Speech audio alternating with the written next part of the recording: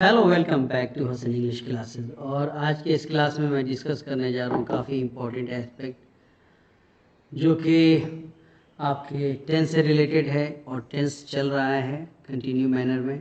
Please इसको आप देखें, लास्ट तक देखें। किसी ने पिछला वीडियो नहीं देखा तो वो आगे ज़रूर देखें। तो in today's class I am going to discuss past perfect tense. Past perfect tense होता क्या है इसको जानना ज़रूरी है, क्या क्या इसका यूसेज है और सारे यूसेज को लिखने की कोशिश की गई। पास्ट परफेक्ट टेंस का डेफिनेशन देखिए, the tense which denote that action had completed, यानी जो एक्शन काम भूतकाल में हो चुका था उसको डिनोट करने के लिए पास्ट परफेक्ट टेंस का यूज़ किया जाता है। जैसे I had completed my thesis, मैंने अपना थेसिस कंप्लीट कर चुका था, किया था, ठीक है।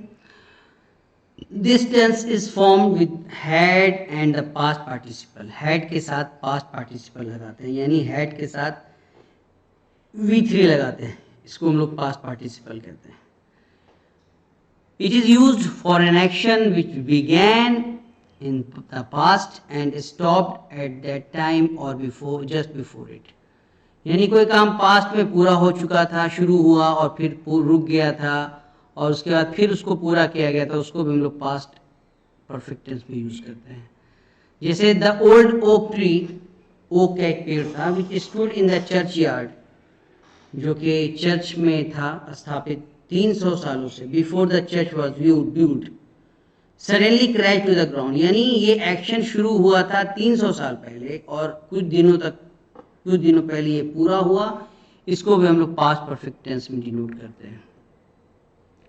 The past perfect tense is used after when, यानी व्हेन के बाद इसका यूज करते हैं। When we wish to emphasize that the first action was completed before the second one started, यानी एक एक्शन के पूरा होने से के बाद दूसरा एक्शन शुरू हुआ, ठीक है। यानी एक एक्शन के पूरा होने से पहले दूसरा एक्शन पूरा हो चुका था। इस टाइप से हम लोग जब यूज करते हैं तो इसको पास्ट परफेक्ट टेंस कहते हैं। When he had shut the window we open the door of the cage, मान लीजिए कि किसी केज में, पिंजड़ा में कुछ बर्ड्स हैं, पक्षी हैं, तो अक्सर हम लोग क्या करते हैं कि जब उसको निकालना होता है तो पहले खिड़की उड़की सब बंद कर देते हैं। तो वही एग्जांपल है, when he had shut the window, जब उसने खिड़की बंद कर दिया या बंद कर चुका था तब हम लोगों ने क्या खोला, तो पिंजड़े का दरवाजा खोला। यानी एक एक्शन पूरा हो चुका था तब दूसरा काम किया। When she had sung her song, she sat down, जब उसने वो अपना गाना गा चुकी थी वो बैठ गई। यानी एक एक्शन पूरा किया गाने का, फिर वो बैठ गई। ओके।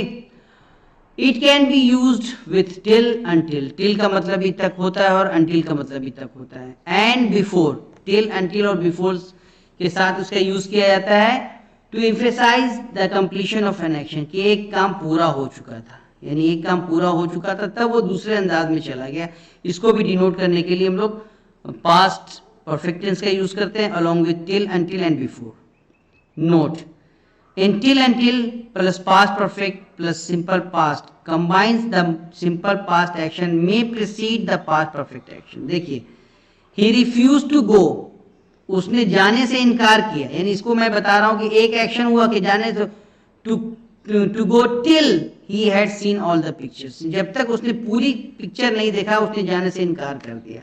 मतलब ये कि एक एक्शन नहीं हुआ, एक एक्शन से पहले जो है, एक तो याद रखिएगा पहला जो है वो सिंपल पास्ट में यूज किया गया और सेकंड जो है वो पास्ट परफेक्ट में यूज किया गया। Okay. In before plus past perfect plus simple past combination, the simple past action will always preceded the past perfect action. देखिए यहाँ पे क्या है, यहाँ पर अगर सिंपल बिफोर लगा रहे तो उसके साथ क्या करेंगे, बिफोर के साथ हम लोग पास्ट परफेक्ट टेंस का यूज करते हैं। देखिए बिफोर या बिफोर का यूज हम लोग पास्ट परफेक्ट टेंस से पहले करते हैं। Before we had finished our meals he ordered us back to work, खाना पूरा होने से पहले उसने हमको काम पे आने के लिए कहा। तो ये बिफोर का जो यूज करना है वो किसके पहले करना है भाई, तो पास्ट परफेक्ट से पहले करना है। After is normally followed by a perfect tense, after का यूज कहाँ करते हैं, तो परफेक्ट टेंस को फॉलो करता है। After he will had been read there were energy exclamation, तो after they will had been read there where angry exclamation, तो उससे क्या हुआ, एंग्री एक्सक्लेमेशन हुआ। Verbs of knowing, understanding, etc.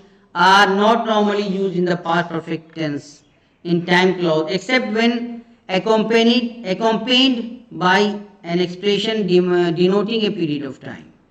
जब टाइम को डिनोट करता है तब हम लोग यूज करते हैं वर्ब ऑफ नोइंग और verbs of understanding. When she had known me for a year, she invited me to tea. जब वो मुझे एक साल जान चुकी थी, यानी जब वो जान चुकी थी तब उसने मुझे चाय के लिए बुलाया। तो ये छोटा सा टेंस था, पास्ट परफेक्ट टेंस। उम्मीद करते हैं कि आपको अच्छा लगा होगा। मिलते हैं नेक्स्ट वीडियो में। Thank you very much.